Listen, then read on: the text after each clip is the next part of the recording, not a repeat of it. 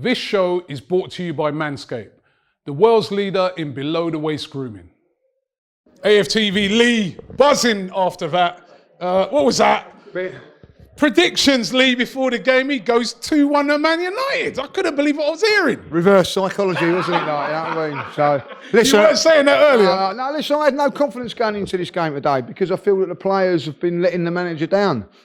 Not playing well. You couldn't say that today. I thought, you know, and even with Mikel Arteta, he's made mistakes in the last few games. Not today. Didn't make one mistake. The team selection was spot on.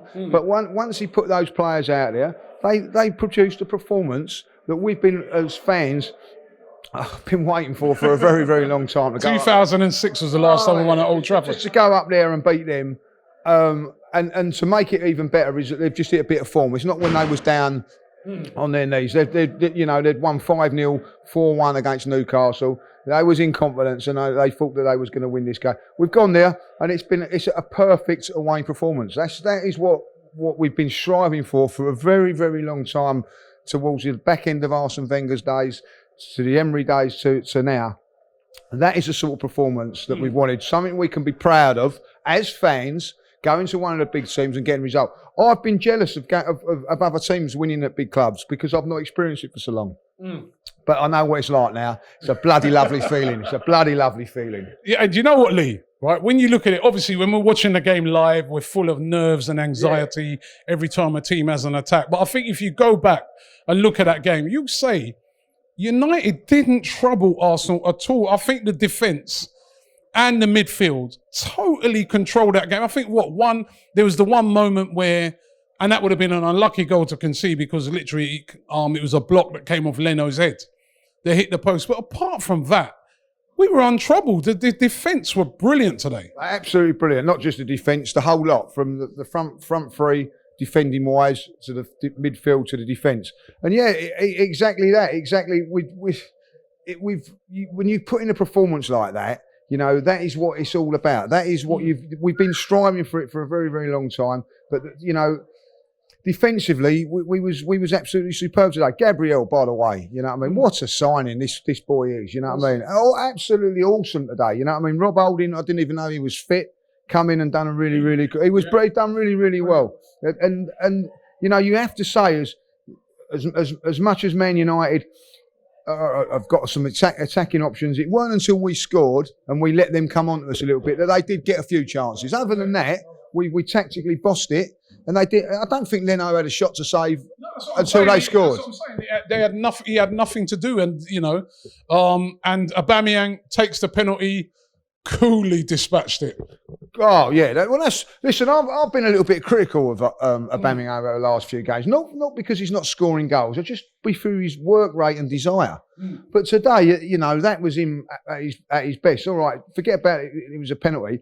His work rate, that's what you want. He looked dangerous. He looks alive, you know. And you know, when you look, we're all a little bit nervous. I had no doubts he wasn't going to put that penalty away. I was watching. I was like, everyone was celebrating already, and I was thinking to myself, I just kept thinking every time it's like them crunch ones. I think that Tottenham game. Remember? Don't spoil my bloody evening, like, you know what I mean? That Tottenham game when he missed that penalty, and I was like, please, Abba, don't miss this one. But then I think it was 4 days later against Man United when in the home game he scored. You know what I mean? I think that he, for the big times and the big moments, that's what I said that before the game, that's what you want your big time players to do. And my God, he done it. And Partey as well. You know what I mean? I think that's his 3rd game now. He was absolutely bossing in the midfield. You know, he had Paul Pogba on toast today. You know what I mean? Like we got him for 45 million. That was a 89 million pound performance. You know what I mean? Like, you would have thought Pogba was 45 million and the other way around today. He was absolutely outstanding here. And you have to say today that their big players, Rashford, Anonymous. Fernandes, what was he doing today? Like, you know what I mean? Bruno, he didn't do nothing. You know what I mean? Like, couldn't do anything. He couldn't do nothing. You know what I mean? Because of the way we played. And El Neni had him on toast. Listen, El Neni today. Let's get it right about El Neni. You can criticise El Neni as much as you like. He is a £5 million player that's doing a bloody decent job as a squad player. You know what I mean? He's living the dream of most of all of us. Because I'll tell you what, I'd love to be playing like he is and in a team. He's living the dream. You know what I mean? He doesn't moan. He just does what's on the tin. He just don't leave. It weren't just about. I just felt today. It weren't just like I know forward. It weren't just about the team. He was brilliant today. Like he got the ball, he win tackles, he'd drive forward, he'd start attacks. 100%. I thought he was absolutely. I think that's where we got to really credit Arteta. In this guy, we all thought he was on his way out. He was on loan last season. Arteta's brought him back from the dead, and not just brought him back from the dead, but he has improved this guy so much. And the fact that he started over Xhaka tells you a lot. I mean, he was brilliant today. Yeah, and Ceballos. So I'll tell you something that he probably won't start against Villa in a home game.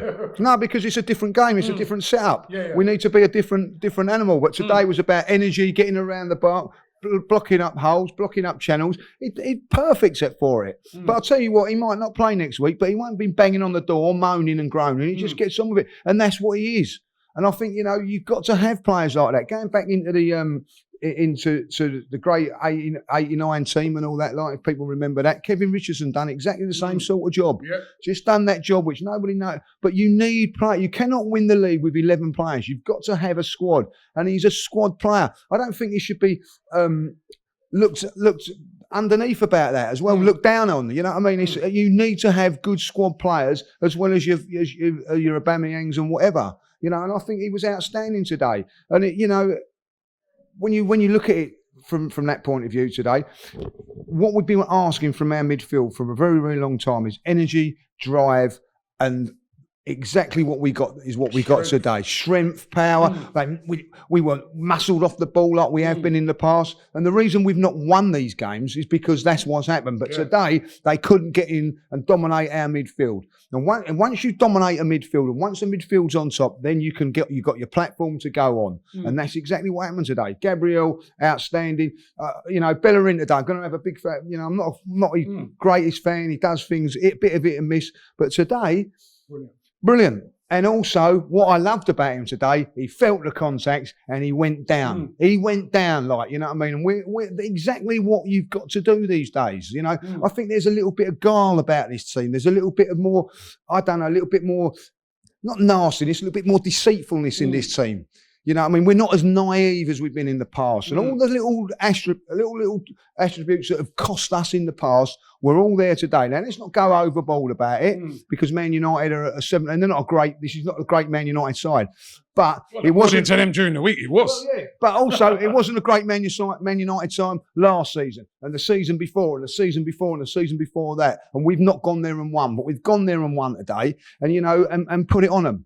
And put pressure on them now. Put pressure, absolute pressure on that team. And more importantly, it's pushed us up the league to trying to get into that top 4. Long way to go. But you can see with this manager and this coach, yes, Robbie's going to make mistakes along the way. We're going to have to accept that. But you can also see light at the end of the tunnel. You can see what's coming. You can see that there's a little bit different in this Arsenal team. And long may it continue.